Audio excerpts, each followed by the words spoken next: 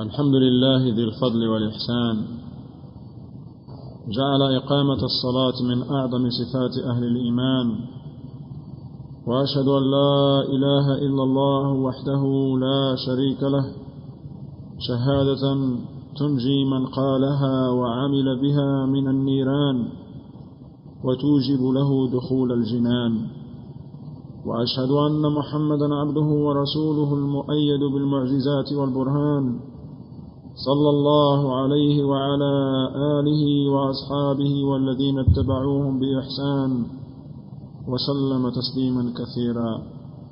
أما بعد، أيها الناس، لقد أخذنا في الحصة السابقة الطهارة للصلاة، وسنأخذ اليوم إن شاء الله تعالى شروط الصلاة.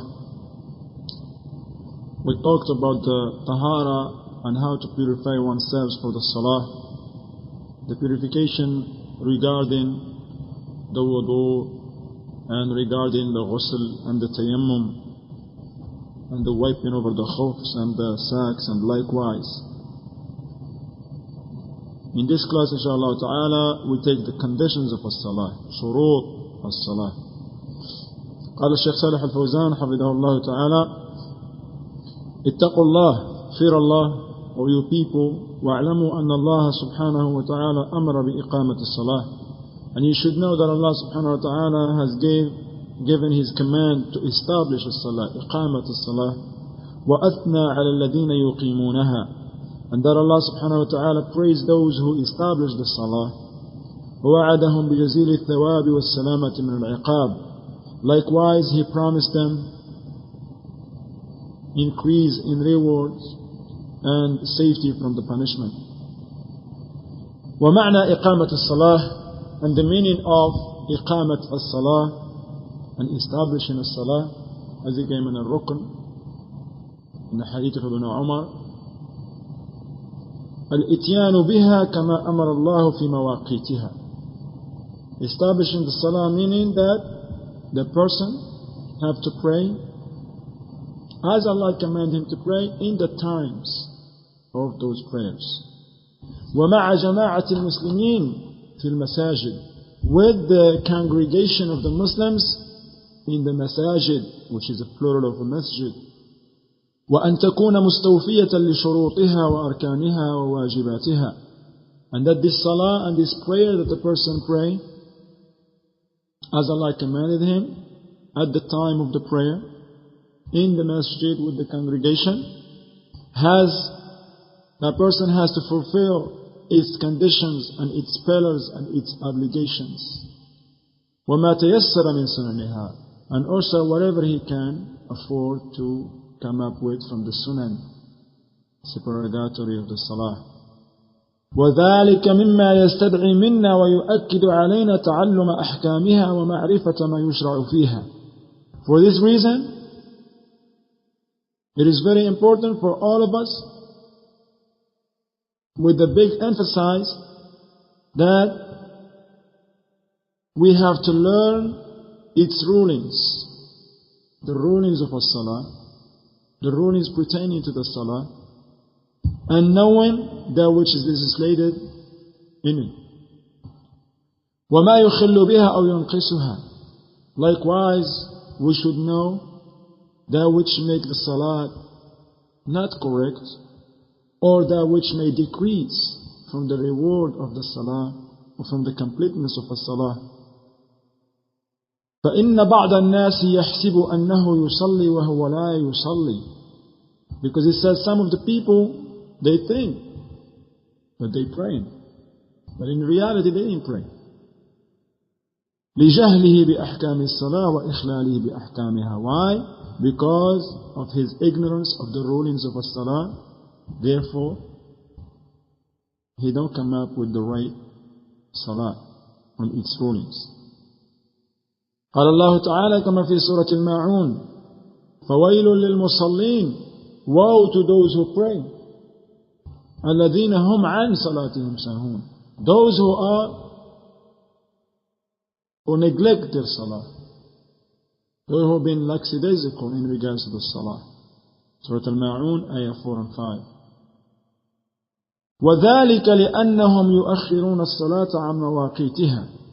Why Allah subhanahu wa ta'ala give this severe warning? Woe to those who pray.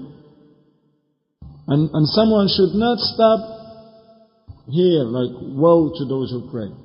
No.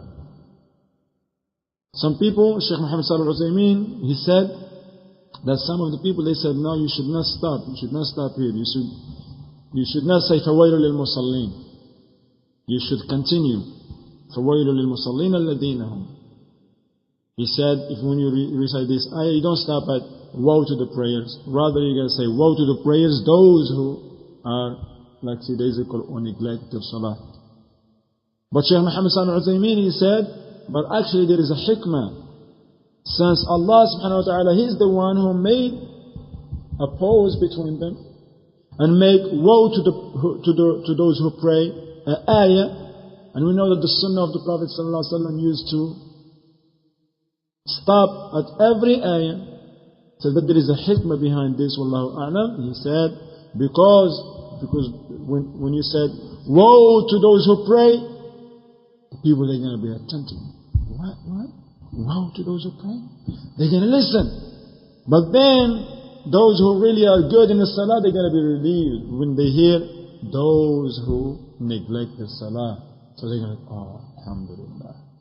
As for those who neglect the salah, they're going to know that they are in trouble. He said, as if he said at one time, he said, probably people, they're not paying attention to this severe warning.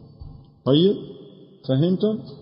So he said, وَذَلِكَ لِأَنَّهُمْ يُؤَخِّرُونَ الصَّلَاةَ عَنْ مَوَاقِيتِهَا. Why Allah give this severe warning to those people who pray? Why? Because they delay the salat and the prayer until their times is gone.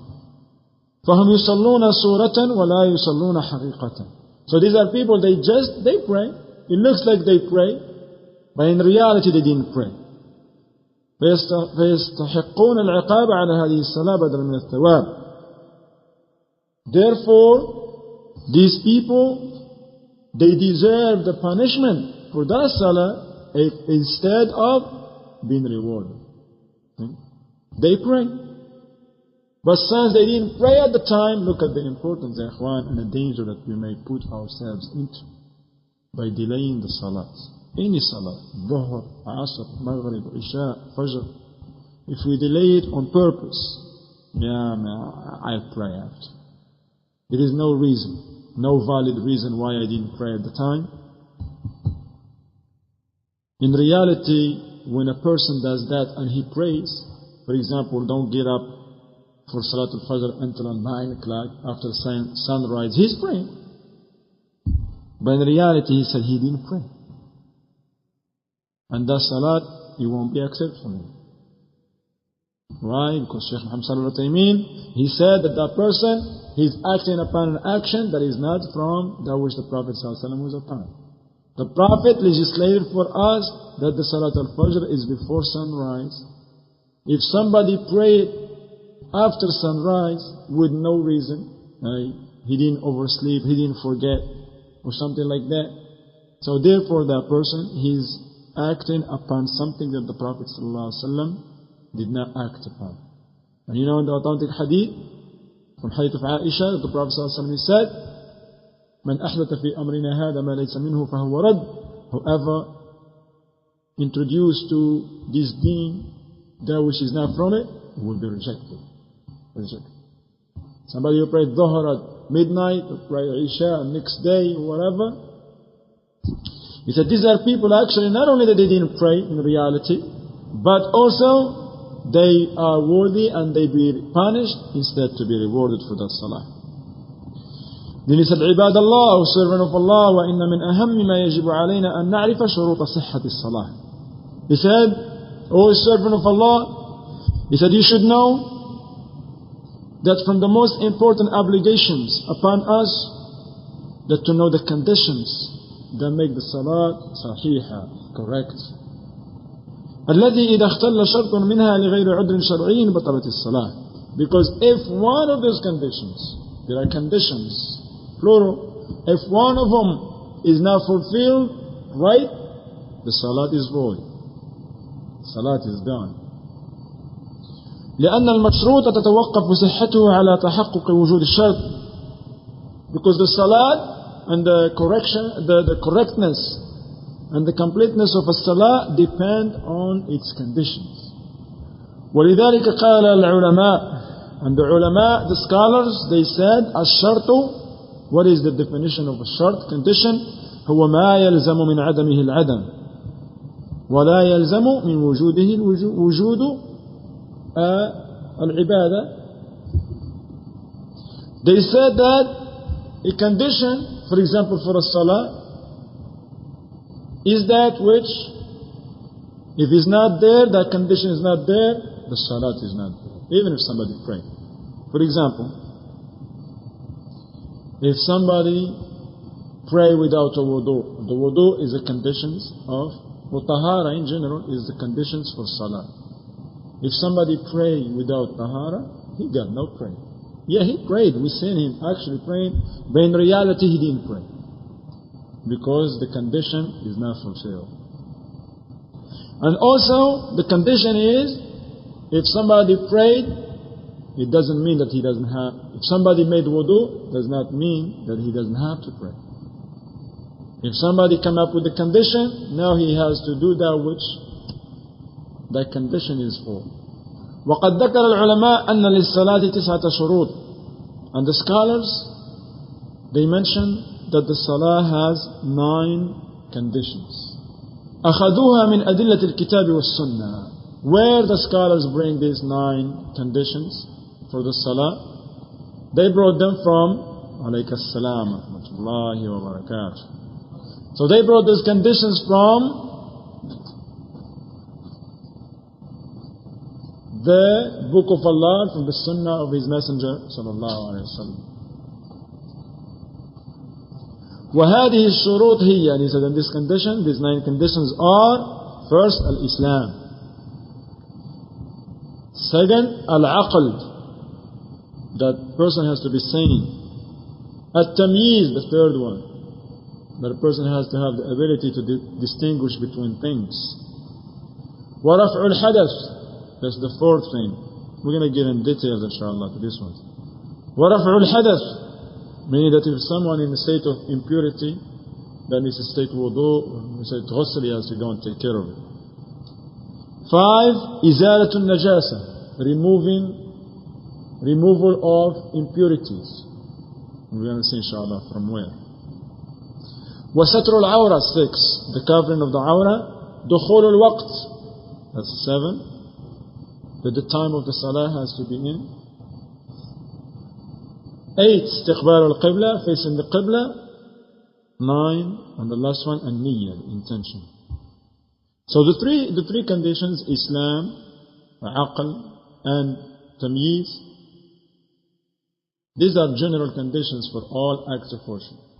For salat, for fasting, for zakat, for hajj, except for zakat, that even someone who is not insane, is not sane at that time, or he didn't reach the age of puberty yet, his guardian and the person who's in charge of his money, he's commanded to take the zakat for him. So these are conditions in general. Islam, these 3, the Islam, the aql, to be sane, and the tamyiz, to be in a position or in an age that require from person to know between that which is true, that which is batil, falsehood, between this and that. But in reality, as in regards to the salah has 6 conditions. طيب. فالإسلام شرط لصحة كل عبادة. The Shaykh said, Islam is a condition for every act of worship. Every act of worship, the first condition to it is Islam. لأن الكافر لا يصح منه عمل ولا تقبل منه عبادة. Because the disbeliever, no actions to be accepted, to be correct. None of his actions are correct, nor that any act of worship is to be accepted from him. قال تعالى Allah subhanahu wa ta'ala said, as in Surah An-Nur, ayah 39, وَالَّذِينَ كَفَرُوا أَعْمَالُهُمْ كَسَرَابٍ بِقِيعَةٍ يَحْسَبُهُ الظَّمْآنُ مَاءً حَتَّى إِذَا جَاءَهُ لَمْ يَجِدْهُ شَيْئًا. Allah subhanahu wa ta'ala said, and roughly the meaning of this ayah, as for those who disbelieve, their deeds are like a mirage. You know the mirage when it's hot. He said people when they see it, especially in the desert, that's where the mirage is, right? When it's extremely hot, people they look at it, they think it's water. But then when they get to it, what a deception. They find they ain't nothing. The mirage move. Ain't nothing. So the Shaykh may mention this ayah that Allah subhanahu wa ta'ala, that the kuffar, they think they're doing something. But then actually in the day of the judgment, they will find they ain't doing nothing. Nothing. From good. But actually for the evil, they the masters of the evil. وقال تعالى كما في سورة الزمر آية 65 لئن أشركت لا يحبطن عملك ولا تكونن من الخاسرين. Allah subhanahu wa ta'ala said to the Prophet Muhammad sallallahu alaihi wasallam himself, if you were to associate partners with Allah, your deed will be void, and certainly you will be amongst the losers. ومن زال عقله بجنون أو إغماء أو نوم أو سكر فإنه لا تصح منه صلاة في هذه الحال. Likewise for the second condition, someone who his mind or state of thinking and his conscience was removed and he lost it, even for a while, whether with the concussion, or noom, or he was sleeping, or the one who's sleeping, I don't know what he do. Or sukr, or maybe a person who is under the influence of intoxicants. So this person, his salat is not accepted from him at that position, in that situation. والسكران يجب عليه التوبة ويقام عليه الحد. As for the one who was under the influence of the intoxicants, he has to make a tawbah to Allah. And that the ruler of the Muslims has to establish the limits, punishment upon him in regards to those people who do drugs and drink things that are intoxicants. ولا تصح صلاته حال سكره لفقدان عقله. And the one who is high, under the influence of the intoxicants, whatever they may be, reefer, drugs, whatever, alcohol, 40s, whatever, buds, whatever it may be, right? So that person, his salat is not accepted from him, even if he prays. Why? Because he got no brain at that time, no mind. He don't know what he's doing. وقال صلى الله عليه وسلم رفع القلم عن ثلاثة الصغير حتى يبلغ والمجنون حتى يفيق والنائم حتى يستيقظ. The Prophet ﷺ said in the authentic hadith, the pen has been lifted upon three people. The child until he reached the age of puberty, and the crazy, the insane, and until he regained back his faculties of conscience, and the one who's sleeping until he wakes up. The third condition is pertaining to the tamyiz. وَالطِّفْلُ غَيْرُ الْمُمَيِّزِ وَهُوَ مِنْ دُونِ السَّابِعَ لَا يُؤْمَرُ بِالصَّلَاةِ. As for the child who did not reach the age of distinguishing between things, and he said, and this is the one who is under 7 years of age, they should not be commanded with the salah. It's like, as long as the kid didn't reach the age of 7, you don't say, you gotta pray. Come on, get up. No. You may ask him, hey honey, you want to pray? You feel like inshallah ta'ala pray with us? Say, yeah, alhamdulillah. Okay. He say, nah, I just want to sit. Come on, get up. No, don't say that. They're not in that age yet, even alone. Not 15 or 16. 7 and under 7. وَلَا تَصِحُّ مِنْهُ وَلَوْ صَلَّى. And the salat is not accepted from him, he is not correct, even if he prays. وَأَمَا الْمُمَيِّزِ فَإِنَّهُ يُؤْمَرُ بِالصَّلَاةِ وَتَصِحُّ مِنْهُ نَافِلَةً. As for those kids and children that reach the age of being able to distinguish between the things, Usually, as the Shaykh mentioned, is 7 years old. So, they will be commanded at that time to pray. Give them the command to pray. And when they pray, the Salah will be accepted, inshallah, as nafila, supererogatory for them. Sunnah, not as obligatory, because it's not obligatory upon them yet. For the hadith of the Prophet ﷺ, مُرُوا أَوْلَادَكُمْ بِالصَّلَاةِ لِسَبْعٍ وَاضْرِبُوهُمْ عَلَيْهَا لِعَشْرٍ وَفَرِّقُوا بَيْنَهُم فِي الْمَضَاجِعِ. For the authentic hadith of the Prophet ﷺ who said, command your children to pray when they reach the age of 7, not before that. And bid them if they don't pray when they reach the age of 10. Bid them, you gotta get bidden. You gotta come in the Fajr, you gotta bring him with you. If you reach the age of 10. You gotta come and make the Salah. If you don't, you gotta give some spanking.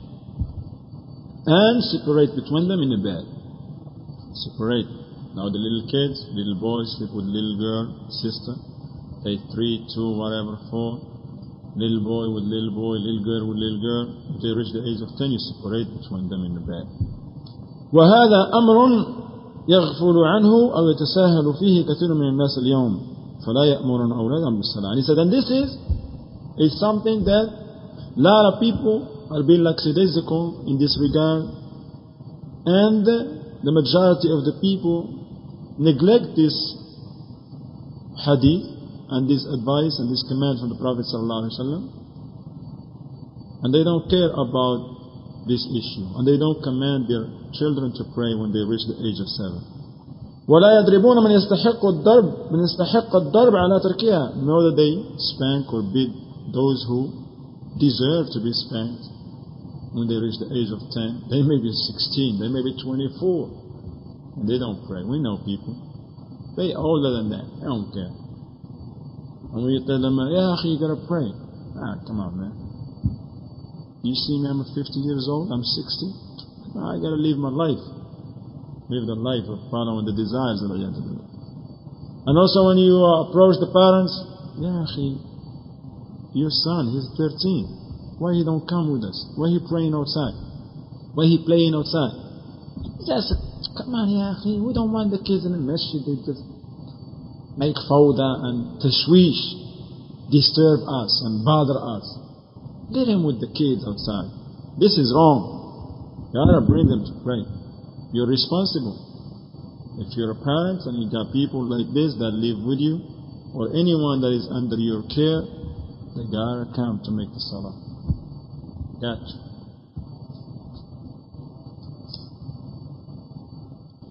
وسيسألهم الله عن ترك هذا الواجب العظيم, because Allah subhanahu wa ta'ala will certainly ask those parents about this great wajib and obligation, which is the Salah. وعن هذه الأمانة التي حملهم الله إياها فأضاعوها, and this responsibility, and Allah will ask them about this amana, this interest that entrusted with them, the children, but they wasted. طيب ومن شروط صحة الصلاة, like these are for the 3 main shurut and conditions for all acts of worship, not just for Salah. Islam, Aql, Tamyiz. Now we get to the 6 conditions that pertain to the Salat itself.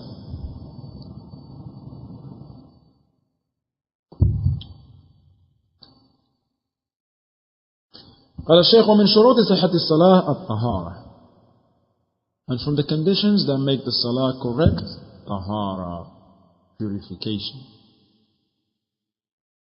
وذلك بالوضوء من الحدث الأصغر, and this طهارة be fulfilled by what? First of all, by making wudu from the minor hadath. والاغتسال من الحدث الأكبر, and taking a bath and washing the whole body if the hadath is major, after intercourse or discharge, of sperm or something like this. وذلك بالماء الطهور, and the way to use and to fulfill this purification and this tahara is by using pure water. فمن لم يجد الماء أو وجده وعجز عن استعماله لمرض ونحوه فإنه يتيمم بالتراب. But if someone, for example, does not find water, or maybe he has pure water but he cannot use it, maybe because he has a little and he is somewhere in a desert or whatever, somewhere that he has only enough to drink and to eat, to cook, and to clean his clothes, maybe. Or maybe he is in somewhere we get abundance of water, but he's sick, he cannot use the water. If he uses the water, he's going to get sick, or his condition is going to get worse, or he may delay the cure. At that time, that person don't use no water. In these circumstances, he used the tayammum. And as we mentioned, the tayammum, the Shaykh said, بأن يضرب بيديه على الأرض أو على شيء له غبار طاهر ويمسح بهما وجهه وكفيه. Easy, the tayammum. It's not like some ignorance, they go and do the wudu with the tayammum. They go like this. The tayammum is easy. You gotta go a spot where there is dirt or some dust that is clean from dirt, clean, pure dirt. You strike with the hands once. You gotta make sure you got some dirt and some dust on your hands. And you wipe over your face once and wipe your hands, not to the elbow, just the wrist once. That's it. And pray, alhamdulillah. Now you're in a state of purity. You can pray, you can do all what you can do when you made the wudu. And as opposed, certain people, they said that the tayammum is valid only for the salat. Once you make taslim, that tayammum is gone. The khata. La. You still on tahara, on purification, on state of purity, as long as you don't do something that nullified it. Listen. If, for example, someone made tayammum, now when he prayed dhuhr, and he never oversleep, he didn't urinate or defecate or pass wind or eat a camel meat, something like that, or he didn't lose his mind or something like that or whatever, that person when Asr comes, he prays. You don't have to make another tayammum for the salah. That's some of the misconception for some of the people, the ignorant people. The proof to this is the ayah number 6 in Surah Al-Ma'idah, where Allah subhanahu wa ta'ala said, يَا أَيُّهَا الَّذِينَ آمَنُوا إِذَا قُمْتُمْ إِلَى الصَّلَاةِ فَاغْسِلُوا وُجُوهَكُمْ وَأَيْدِيَكُمْ إِلَى الْمَرَافِقِ وَامْسَحُوا بِرُؤُوسِكُمْ وَأَرْجُلَكُمْ إِلَى الْكَعْبَيْنِ. O you who believe, when you're about to make the salah, wash your faces and your hands to the elbows, and wipe over your heads, and wash your feet to the ankles. وَإِن كُنْتُمْ جُنُوبًا فَطَّهَّرُوا. But if you were on the state of janaba after legal intercourse between spouses, or a wet dream, or discharge of sperm, or likewise, therefore you have to take a bath. You have to take a bath, to clean the whole body. وإن كنتم مرضى أو على سفر أو جاء أحد منكم من الغائط أو لامستم النساء فلم تجدوا ماء فتيمموا صعيدا طيبا فامسحوا بوجوهكم وأيديكم منه.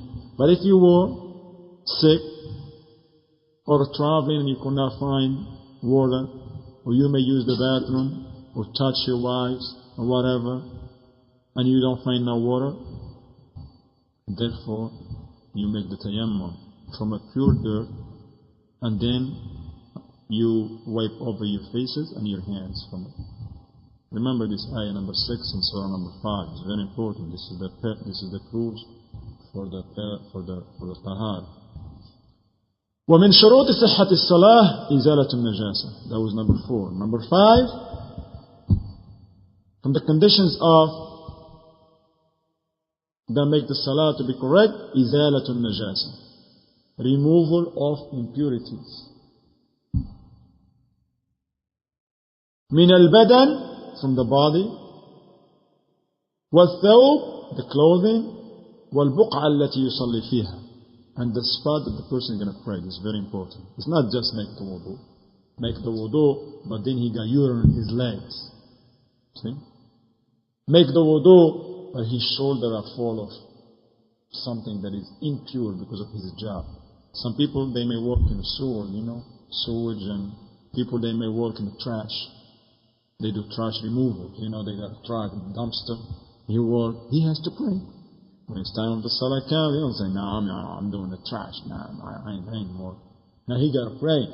So now he's going to go and make the wudu if he need the wudu. But this person, because he work around impurities, he has to remove the impurities. He got to look at his body first. He washed the places of the wudu, but what about his legs? What about his belly? What about his back? What about his neck? You know what I'm talking about? Maybe something that from those impurities that are hanging on there, he has to make sure if he sees some impurities on those spots that is not the spot of the wudu, he has to remove it. Also from his clothing. Because when you make wudu, you don't wash your clothes. It's not from the wudu. And it's not from the tayammum. And it's not from the ghusl. But that person now, he has to check. If he does anything, he has to wash it or change it. And also the place. He cannot pray in a dumpster full of filth. Or maybe, let's say there is an impurity. A little boy came and passed a urine in the masjid. They gotta be clean, inshallah. لأن النبي صلى الله عليه وسلم خلع النعلين وهو في الصلاة لما علم أن فيهما نجاسة. Why? Because the Prophet صلى الله عليه وسلم, once he was praying with his shoes, and he took them off while he was still praying. Why? Because Jibreel alayhi salam came to the Prophet صلى الله عليه وسلم and informed him that there were some impurities in his shoe. And the hadith is well known, right? You know the hadith. طيب. Well, the hadith we mentioned it in brief, that the Prophet ﷺ once was praying. They used to pray in the lifetime of the Prophet ﷺ. They used to pray in their shoes. And it's a sunnah to pray in the shoes. طيب. It's not wajib, you have to. But with the conditions that the shoes has to be clean. Now a lot of people now they neglect that. I just want to practice the sunnah and now their salat is not correct. You want to practice the sunnah to waste what? Your fard, wajib. See? Now you want to pray with your shoes? La ba'as, alhamdulillah. But check your shoes. If they are not clean, don't pray. Just leave them outside. So the Prophet ﷺ was praying and the companions with their shoes. And in the middle of the salah, the Prophet ﷺ took off his shoes. The companions, they did the same thing. They took their shoes off. So after the salah, the Prophet ﷺ said, what's up with you? Why you took your shoes off? They said, hey, we see you taking them off, we take them off. You're the Prophet. You're the messenger, we're learning from you. He said, as for me, Jibreel came and informed me that there was some impurities in them, that's why I removed them. So therefore, for anyone who wants to pray in his shoes, let him check them. If there is some impurities, he has to wash them or whatever, or scrub them against the dirt, whatever. But if there is impurity and cannot be removed at that time, he should not pray in them. So therefore, it is not permissible for someone to just come to pray with his shoes thinking that Jibreel is going to come to him and tell him, hey, remove your shoes. It's not the case. We have the text from the Prophet ﷺ said, if anyone wants to pray for with his shoes, let him look at them first. Look at them. Not just come, look at them. Don't suspect and assume that they're clean. Because you don't want to stand in front of Allah and, yeah, I prayed. Brother Abdul Jalil was with me. Yeah, you see me, right? Yeah, but what's the point? Yeah, sneakers, man, they were not clean. That's the problem. One of the conditions of the salah was not fulfilled. That's why the salah is not correct. And these are things that a lot of people, they argue with you. Come on, man, you're too harsh. Come on, man. I'm coming here to pray. Now you're going to tell me, look at his shoes. And come on, man. Allah is Rahim. Allah is Ghafoor Rahim. Allah forgive. Allah did. Yeah, but Allah is severe in punishment too. Complete the ayah. Allah is Rahman Rahim for those who are worthy of His forgiveness. But He is severe in the punishment for those who go against His command and the command of His Messenger sallallahu alaihi wasallam. وكذلك أمر الرسول صلى الله عليه وسلم بغسل الدم الذي يصيب ثوبها من أجل الصلاة فيه. أمر المرأة. Also the Prophet صلى الله عليه وسلم commanded the woman when she came and asked him, she said, O Messenger of Allah, what about when a woman, she's on her menses and a blood may touch her clothing that she pray in? The Prophet صلى الله عليه وسلم commanded her that she has to wash the spot that has the blood. وأمر بالصب الماء على بول الأعرابي الذي بال في طائفة المسجد. Also the Prophet ﷺ, he commanded that water would be brought and poured on the spot where the Bedouin came and urinate. ومن شروط الصلاة ستر العورة. Number 6, right? ستر العورة, the covering of the عورة. والعورة هي ما يستحيا منه ويقبح ظهوره.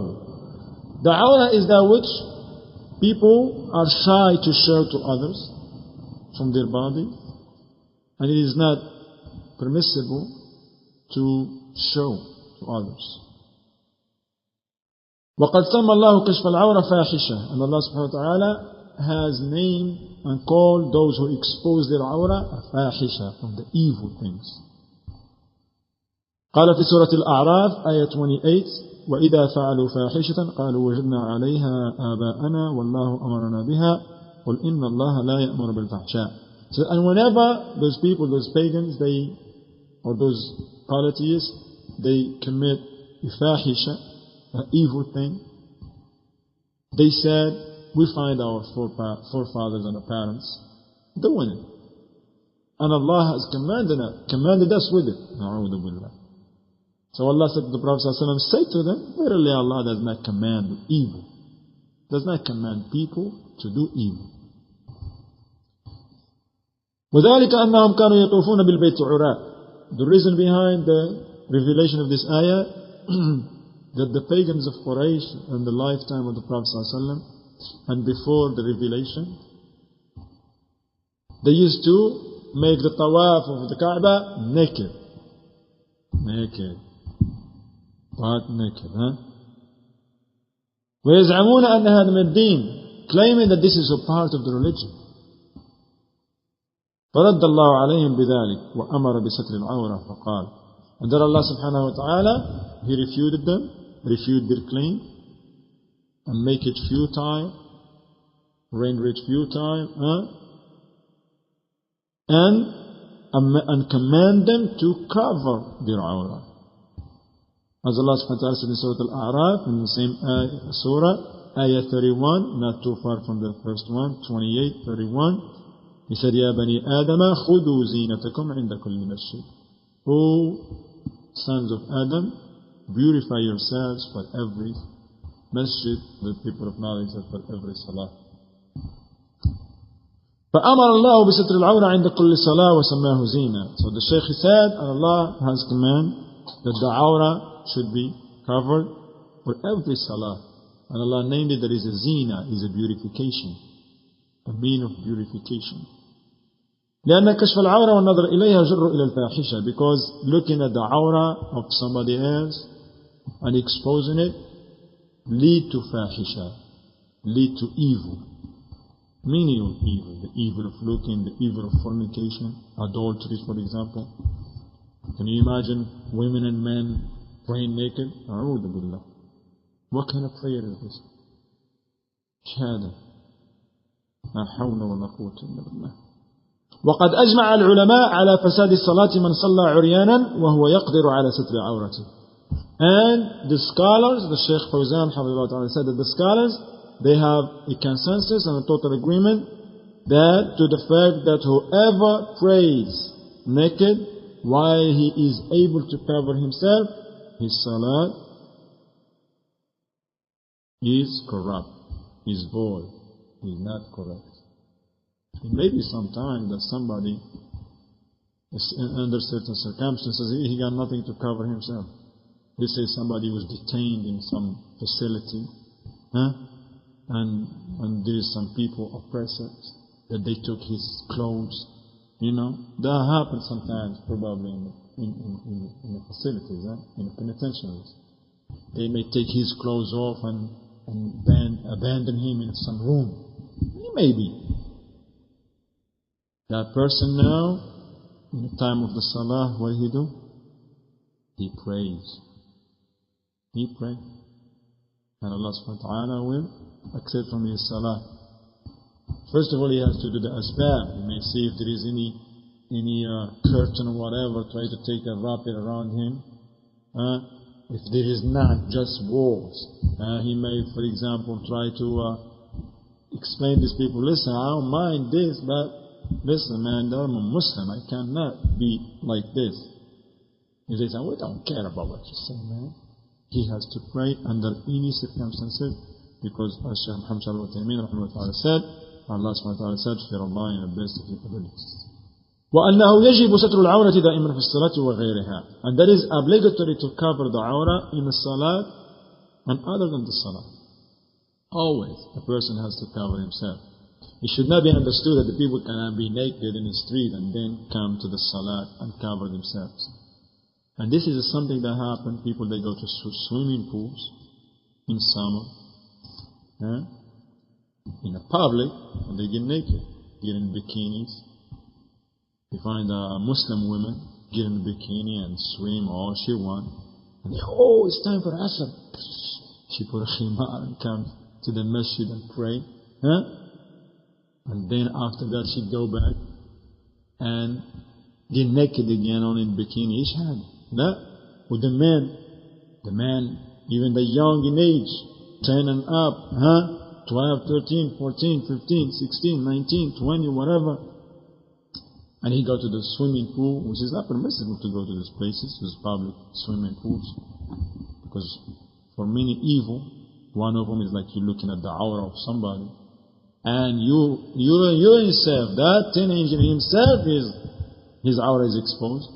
And yet there is women and men mingle. SubhanAllah. Tayyib. So it's not permissible actually. What is wajib is to cover up the awrah in the salat or in all other times. لأن كشف العورة والنظر إليها جر إلى الفاحشة, because exposing the awrah and the body parts and exposing that which not permissible to be exposed, whether from the man or the body or a woman body, leads to fahisha, to evil, especially fornication, adultery. ويدل على عدم الحياة وفساد الخلق. حياء. And it always is a sign and a proof that people have no shyness and that their akhlaq and their etiquette is corrupt. وإن كان شياطين الجن والإنس والدول المنحطة اليوم يعتبرون العري تقدما وفضيلة. He says even that the shayateen, the devils amongst the jinn and human beings, and those countries that they think that they are mother countries, but actually the Shaykh said they are from the underdeveloped countries. They claim and they consider nakedness and to be naked is something from taqaddum. People are like modern. The one who don't, that's why when they see our women in the street with the khimar and niqab and the hijab, they call them all names. Are you coming? 13th century. The 7th century, even a woman in the 7th century, they don't dress like you, this and that. But a woman that go naked and show everything, she's the woman that, she's the woman of 21st century. وحد عورة الرجل من السرة إلى الركبة. So what is the limits of the awrah for the man? Is from the navel, or the belly button, to the knees. So these, including these, has to be covered. So a man's knees should not be shown. His thighs, private parts, his butt, belly, and all this. That's why People that sometimes they come to make the salah, they have a thawb and they have briefs or shorts or hanes, and then they sit in a way, and then you see their thighs. You see a part of that which should not be shown. Or you find certain people, they come to make the salah wearing t-shirts. When he make ruku', you see his back. Okay? Or when he stretch, you see his belly and everything. These are people who have to fear Allah, and they have to dress properly. هذا الذي لا بد من ستره. This is what it is wajib for the man to, and obligatory for him to cover up, and he makes sure that none of it should be shown under any circumstances to others. ويستحب له أن يتجمل باللباس الزائد عن ذلك, but it is recommended for him to beautify himself with more clothing that cover more parts of his body. لأن الله سبحانه وتعالى أمر بقدر زائد على ستر العورة, because Allah سبحانه وتعالى has commanded the men to cover up more than just the awrah, as Allah سبحانه وتعالى said, خذوا زينتكم عند كل مسجد. Beautify yourselves for every salah. Surah Al-A'raf, ayat 31. فأمر بالتزين باللباس للصلاة. So Allah سبحانه وتعالى commanded that man has to beautify themselves when they came to the salah. وَذَلِكَ زَائِدٌ عَلَى سَتْرِ الْعَوْرَةِ. And this beautification is something that is more than just covering the awrah. فَيَنْبَغِي لِلْمُسْلِمْ أَنْ يَلْبَسَ أَحْسَنَ ثِيَابِهِ وَأَجْمَلَهَا لِلصَّلَاةِ. So therefore it is befitting for the Muslim actually when he comes to the salah, he has to wear the best of his clothing. لأنه سيقف فيها بين يدي الله تعالى. Why? Because he's standing with his clothing, standing in front of Allah, His Creator. And now you find what? You find a person, when he goes for an interview or something, gotta go make sure he look at himself, take a shower maybe 3 times. Shaitan come and whisper to him, you don't look clean. You gotta go take a shower again. You gotta go get a haircut. You gotta make sure put some perfume. You gotta go, if you don't have a nice clothes, you're gonna go buy them. If you don't have money, you're gonna go borrow some nice outfit. You wanna look clean, nice. Then put some perfume. You wanna go there, and then when you go, I'm here, I'm so-and-so for the interview. He humbled himself, he talks nicely. All that for what? To put an impression on the supervisor or whatever, maybe a kafir, maybe a woman, or whatever. And so he can get the job. But when you see those people coming in front of Allah to pray, they come in any way, any fashion, any manner. They just come in like pajamas. Seeing people come and pray in pajamas. People come and pray in what? Dirty clothes. Dirty, man. Filth. You can smell it. But they won't. They won't go in pajamas for that interview. See? Allahu musta'an. كما تسن له النظافة في ثوبه وبدنه في الصلاة وغيرها. Likewise, he has to make sure to clean his body and his clothing in الصلاة إلا إذا كان عندها وأما المرأة الحرة فكلها عورة في الصلاة إلا وجهها. And the Shaykh said, as for the woman, the hurra, the free woman, not the slave girl, the free woman, Muslim woman, all her body is a awra in the salah. In the salah, she pray home. Remember, this is very important for the women. So a woman, she pray home, there is no foreign man or whatever. So now when she stands, all her body has to be covered except her face. Except her face. Therefore you see the misconception of certain women. If they come to the masjid, they pray, they like have everything, the hijab, the khimar, everything. But at home they may like just praying, whatever, in shorts and t-shirts. You see their necks are showing, their hair. La. Woman, even in her house, with nobody with her, she has to cover up for the salah. So our women, they have to pay attention to this. So her face is permissible for her to uncover in the salah. In the salah. إلا إذا كان عندها رجال غير محارم لها فإنها تغطيه عنهم في الصلاة وغيرها. Except if she's praying in a place where there are men that are not mahram to her, it's not permissible for her to be with them and that. Like for example, she come here in the masjid or whatever, and he's exposed, and it is not, they don't have a room for them, especially for praying somewhere where other men, they may look at her or something. At that time, the woman has to cover her face, even in the salah. ولا بد أن يكون ما تستر به العورة ضافيا عليها يستر جميع بدنها. And that which the woman has to cover herself with is something that, now he's giving the descriptions of that which cover up the aura. He has first thing, that something has to be able to cover up the whole body. وأن يكون ساترا لما تحته. Also that which the woman is wearing, that overgarment or the ibaya, has to cover that which under it. So women, they may have pants, or they may have a skirt or a shirt, qamis or something like that, but then you find them wearing some thin, transparent, see-through, that's the word I was looking for, see-through garment. A woman walking and you can see everything. You see her, you see the legs, you see the shorts, you see. Now the woman, she has, the material has to be thick enough, so when she walks, you don't see no shape at all. لا يرى من ورائه لون الجلد ولا يكون ضيقا يبين تقاطع بدنها. So if she wears that though, it has to be thick enough, not the see-through thing,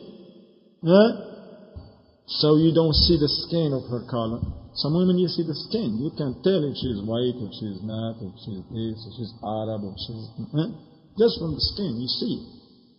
That's not permissible for these women. These women they have to fear Allah. Or those people who know them, they have to give them advice. Know that they should wear any though that they are so tight that shows the shape of the body. You find a woman, she's wearing black and she's wearing a ibaya, but then you see everything. You see her shape and everything. Now it has to be loose enough that when that woman is walking, you don't see nothing. You just see a piece of overgarment walking, moving. You don't see no shape or none of that. فإن الصلاة لا تصح إلا مع الستر الكامل للعورة حسب الاستطاعة. Because the salah should not be correct. It's very important to say. Why all this? So because the salah won't be accepted or correct actually without the total and the correct covering of the aura. In the base of the ability, if the people have the ability to do so. هذا ويجب على كل مسلم ومسلمة ستر عورته في الصلاة حتى عن نفسه. And he said this, and it is obligatory upon every male and a female Muslims to cover their aura while the salah, even if they are alone. Even if he is alone, cannot pray naked. They gotta confine with these conditions. وفي خلوة وفي ظلمة وخارج الصلاة. Maybe it was dark. So yeah, it's dark. Ain't nobody gonna see me. Or maybe I'm alone. Or maybe I'm not praying. I can just, like certain people, they get home and they just get in their hands and lay down. قال الشيخ وهذا أمر قد تساهل فيه كثير من الناس اليوم خصوصا من يجاورون الألعاب الرياضية.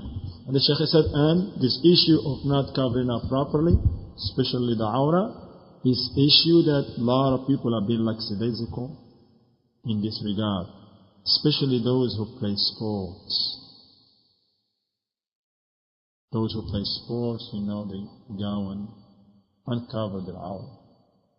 We've seen brothers, Salafis, let's go and shoot some hoops. Okay, mashallah. If there is no haram, basketball is not haram. As long as there is no haram, as Shaykh Muhammad sallallahu alayhi wa sallam said. But now you go and you see some brothers, they wearing pajamas. Some brothers, they wearing long shorts below their knees. But some others, they come with shorts above their knees. They cannot pray. Nor that those people that play with them, they say, I'm not playing with you like that. I can't play with you, man. Cover your aura. Well, this game is cancelled, postponed. I'm not playing. I'm not going to be around you like that. Man, I'm not going to do nothing to you, man. We Salafis. Yeah, if you're Salafi, apply the Salafiyah. Apply the requirement, the basics of a Salafiyah, which is cover your aura, akhi. And you find brothers now, he may be covered, he got a t-shirt and he got this, but then he gets sweaty. What do? Flip up the shirt to wipe over the sweat. His belly is showing, everything is showing. For some brothers now, he's covered up, but he got hit in the fight, and he put his shirt out. Putting ice on him, everybody. Allah understand. And then the Shaykh said, وَكَثِيرٌ مِنَ النِّسَاءِ عند الخروج من البيوت أو بحضرة الرجال تأثرا بما عليه المجتمعات الكفرية أو المجتمعات المتسمية بالإسلام حيث يعدون العري تقدما وتحضرا وفضيلا. Also he said many of the women now, Muslim women, when they leave their homes and their houses, or they may be in an area when there is other men, they naked too. They don't cover up. And you see some women sometimes, you see some women, they naked. They wear jeans and t-shirt, that's it. You seen this? You see? Yeah, t-shirt. Bikini, is that what you're talking about? Muslim countries, yeah, women. Women be dressed up, everything, and this, khimar, and they know this, and they go to the ocean, to the shore, and they put everything down, stay in bikinis. And some of them, they even, when it's time for the Asr, they go and put a little bit of ibaya on and pray there in the beach. They pray with the khimar, as soon as salam, they take that off, bikinis. Jahl, ignorance. So he said it's not permissible for these women that being lackadaisical to do this. Or you may find a woman that she may dress loosely a little bit, but she got a little khimar just around, see the hair coming over here, her neck, a part of her chest is exposed, her forearms are exposed, she got all this gold and adornments and this and you know, nail polish on her, makeup on the face, feet. Sometimes you see the shin, shins, the shins and all that stuff.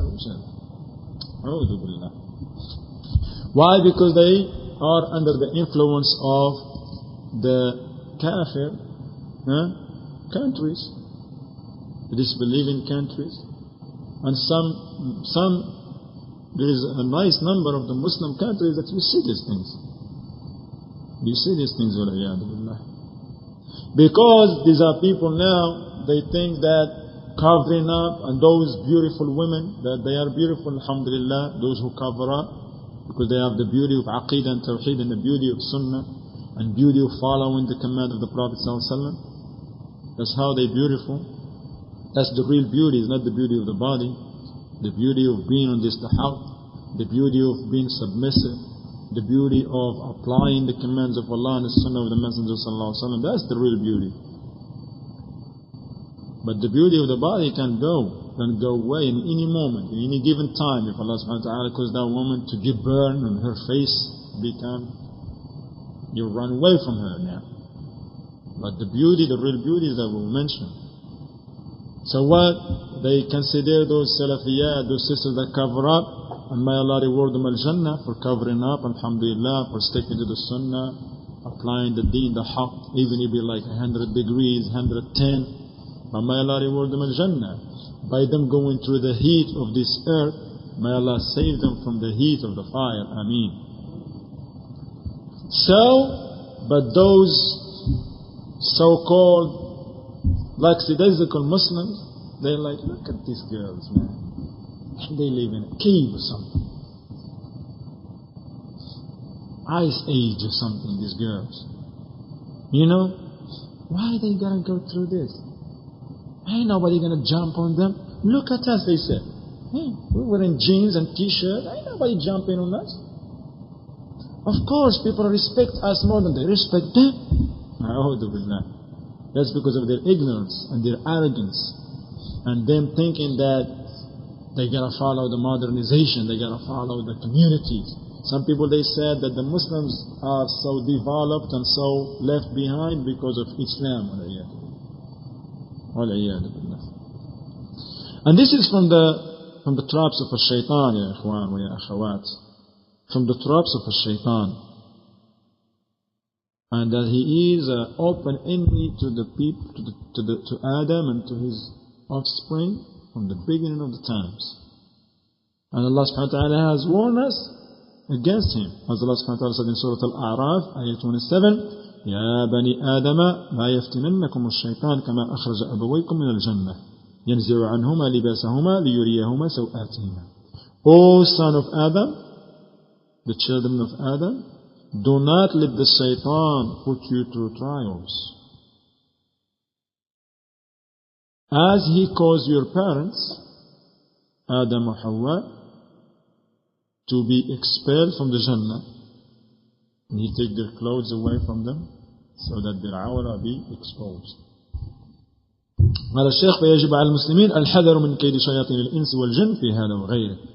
So therefore it is upon the Muslimin that they have to be aware against the plots and the evil of the shayateen, the devils among the jinn and the human beings. It is the shayateen from the human beings. In this regard and all other regards. طيب ومن شروط صحة الصلاة دخول وقتها. Also from the conditions that make the salah correct, that the time of the salah has to be in. For the statement of Allah subhanahu wa ta'ala, Surah An-Nisa, ayah 103, إِنَّ الصَّلَاةَ كَانَتْ عَلَى الْمُؤْمِنِينَ كِتَابًا مَوْقُوتًا. Verily the salah was prescribed upon the believers at a fixed time. The Shaykh, he said, meaning that the times of the salah are known, they fixed.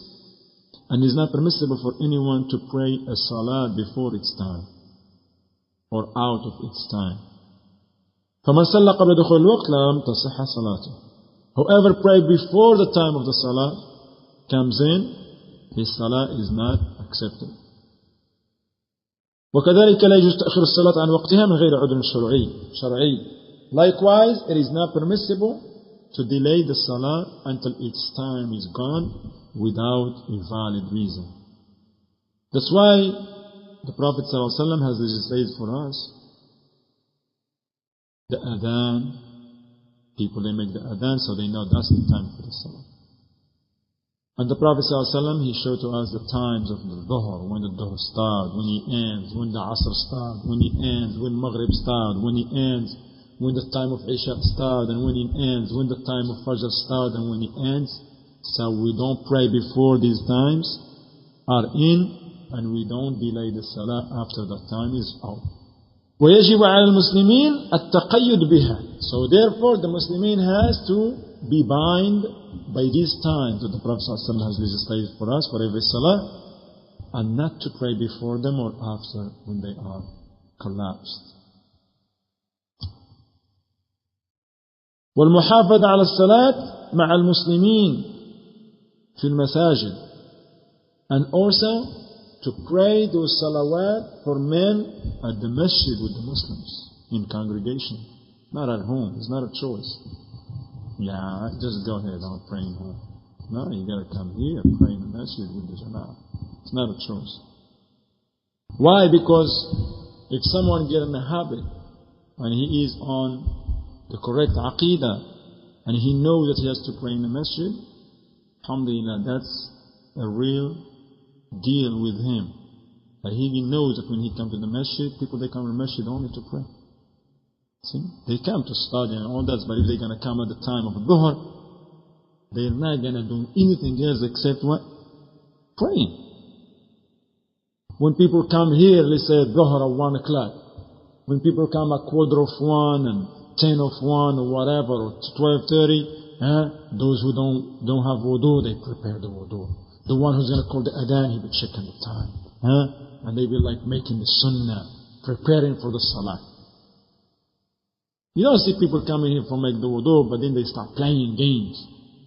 Maybe in some giving masajid. They got pools in there, they got video games. Yes, some twisted masajid, they got right there. Not in the musalla, but right there outside, by the musalla, they have a little foyer, what do they call it? Foyer or a front room or whatever, or they call it guest room. Guest. And then they get there like, oh, we still have 5 minutes for the salah. Yeah, we got a game. Cool. They be playing, and then maybe the time of the salah gone, but they still playing. Maybe they call the iqamah, they're still playing. Why? Because ain't nobody tell them, hey, oh, what are you doing? That PlayStation should not even be there to begin with. So to be in the salah, because if someone stay home and want to pray, he may get, taken away from it by doing something in the house, cooking, this, his wife wanting to do something, the kids wanting to do something, and he may forget. But when a person comes to the masjid, he's coming only for what? For salah. That's what actually take him out. He's like, honey, Assalamu alaikum, I'm going to the masjid to pray. See, he's coming with the intention to pray. That's why, alhamdulillah, that's a good news.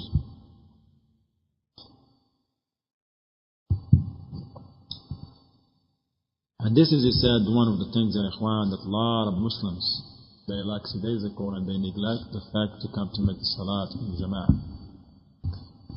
You find this is a reality. Find places there is a lot of Muslims. You see them all over, they got stores, this, that. There is masses of Muslims, but then when the salat is called, you find few people making the salat. Why? Because the other people are lackadaisical. They think it's okay. Whatever you pray at home, you pray in the masjid, it's okay. It's not okay. Shaykh al-Fawzan, Hafidhullah Ta'ala, said from the major sins, one of the major sins is not to come and make the salat in the jama'ah. Yes, the salat will be accepted if someone pray home or pray alone somewhere. To be correct, to be accepted, that's another thing. To be correct, if he has the correct conditions, of course. But he's a sinner. He committed a major sin not coming to pray with the Muslims in the congregation. It's serious, It's not like that easy. ومن شروط الصلاة استقبال القبلة. Also from the condition of the salah is facing the qibla. وهي الكعبة المشرفة. What is the qibla? Is the Kaaba in Mecca, in the Masjid al-Haram. As Allah subhanahu wa ta'ala said in Surah Al-Baqarah, ayah 144, فَلَنُوَلِّيَنَّكَ قِبْلَةً تَرْضَاهَا فَوَلِّ وَجْهَكَ شَطْرَ الْمَسْجِدِ الْحَرَامِ وَحَيْثُمَّا كُنْتُمْ فَوَلُّوا وُجُوهَكُمْ شَطْرَهُ. Allah subhanahu wa ta'ala said to the Prophet sallallahu alaihi wasallam, certainly we shall guide you to face a qibla, a direction that you will be pleased with. So therefore, face the Masjid al-Haram, is the Kaaba. And whenever you may be, turn your faces towards it. Whenever the Muslims are may be, they have to face the Qibla. And the Qibla is not Bangladesh.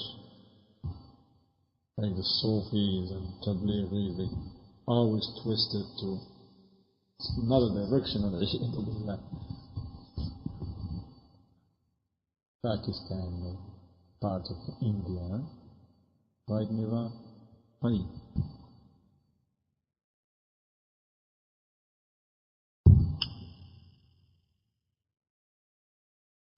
So now there is some details. فَمَنْ كَانَ يَرَى الْكَعْبَةَ وَجَبَ عَلَيْهِ اسْتِقْبَالُ نَفْسِ الْكَعْبَةِ بِجَمِيعِ بَدَنِهِ. So if someone sees the Kaaba, not from America, not from Texas,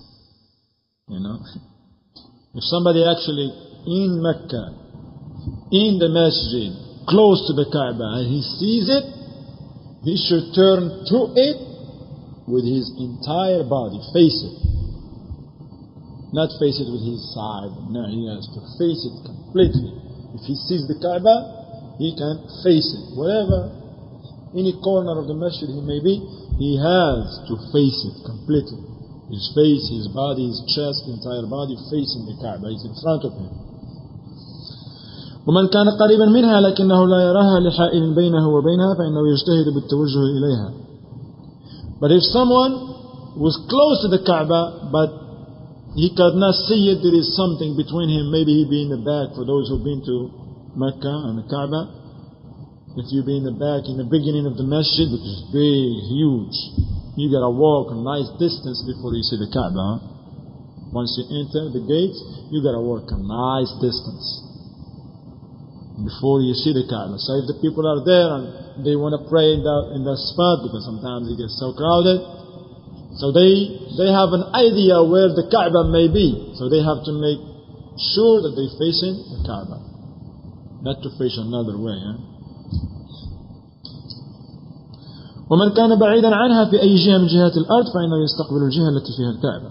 But if someone is so far away from the Kaaba, in any given point on the land, he may be in America, Canada, Europe, China, Africa, whatever may be, Antarctica, he has to face the direction of the Kaaba. For us, it is what?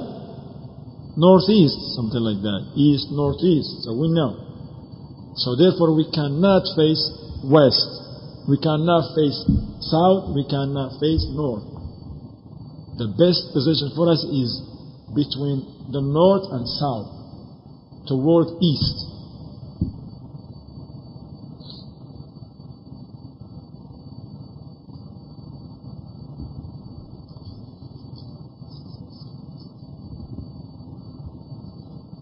So the Shaykh said, wherever you may be, in the land, in the ocean, or whatever, flying, try. You gotta try hard to know where the Kaaba is, so you can face the Kaaba. طيب. ومن شروط صحة الصلاة النية. Intention for the Salah. Yes, you cannot pray. You gotta make an intention to make the Salah. وهي القصد والعزم على فعل العبادة. What is the niyyah? The intention is someone has to have a determination. He is determined. He knows that he's coming to pray, not for another reason. تقربا إلى الله, so he can get closer to Allah subhanahu wa ta'ala. وهي شرط لصحة كل العبادات, and the niyyah also, it is a condition for the completeness and the correctness of all acts of worship.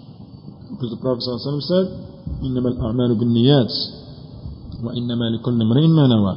Verily, actions are by intentions, and to everyone that which he intended. وَمَحَلُّهَا الْقَلْبِ, and that niyyah now, intention, it's in the heart.